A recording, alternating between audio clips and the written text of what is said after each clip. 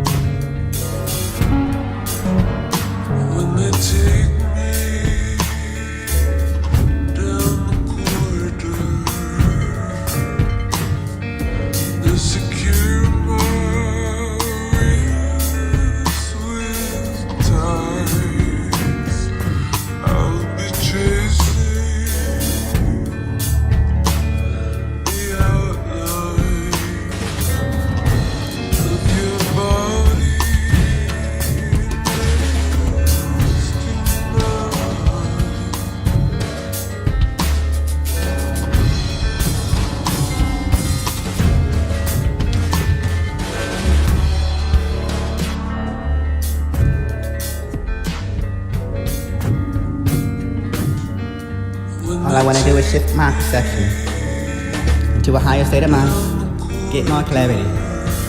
Knowledge personal transfer mind, no matter what you look for. First step in the lifelong journey of true fulfillment.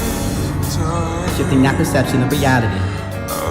Understanding the truth of nature, the universe and the role inside you. Bridge divide between science and spirituality. Learn the practical self and spiritual roots, empowered by the receiving the full of life. Yo, spiritual practice. Everyone, regardless of the belief, gain, really, how you dramatically improve the quality of your life and the world around you. We all have purpose, meaning. Begin to laugh through the stars as ice and lazy orbits around the rock that no name and watch and hear. A planet is being born, but a heartbeat starts and hydrogen gaps and you melt. Becoming water is like a pitch before it's changing overnight when you're aching in your soul. Learning how loud the song is different now, muffled by the seat floor. When the moon calls, you'll learn the step of the dance and the moon winks. Flirtations, you reflect them back with the moon whispers. Complied with the chalky white night sails, slugging, rumbling, tides the sheets and curling into the blurred crescent into the waves soften. And one day a voice said, water, which means being a horizon dreamt to the blue, which means press the reaching of the moon, storm with a little anything between. Scenes are the same in every ear. The little girl that stands in the ocean does not drown you. Draw the shape of her and the coastlines, give her the shells of the sea salt. Hide you become an ocean, the tide it comes. You will laugh and you'll find your breath. That was a flood. I have a hurricane inside of my ear and don't know how. But now each night as I go to sleep, it roars in the weight of my head and first I can ask others if I can hear it or if they can hear it.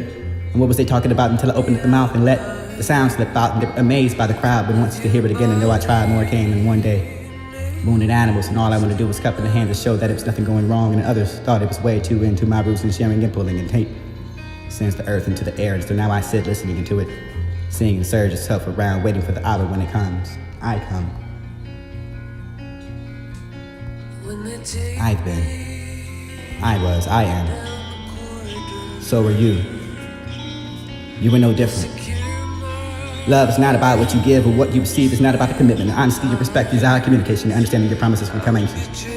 All those things, but ultimately love is about how you feel about you when you are with one or with them. And if you feel good about you, the rest of the things come along very naturally.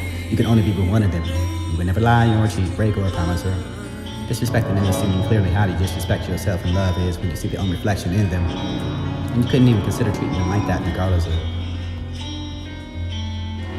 That would be special enough to find that solitude, which is dangerous, very addictive, and could become inhabited if you realize how peaceful calm is. It's like you don't want to deal with anyone anymore because they drain you. If you break the law of the humans, you would go to jail. If you break the law of God, you will be held. If you break the law of physics, you suddenly collect yourself to the Nobel Prize. You seek the stars, don't be surprised.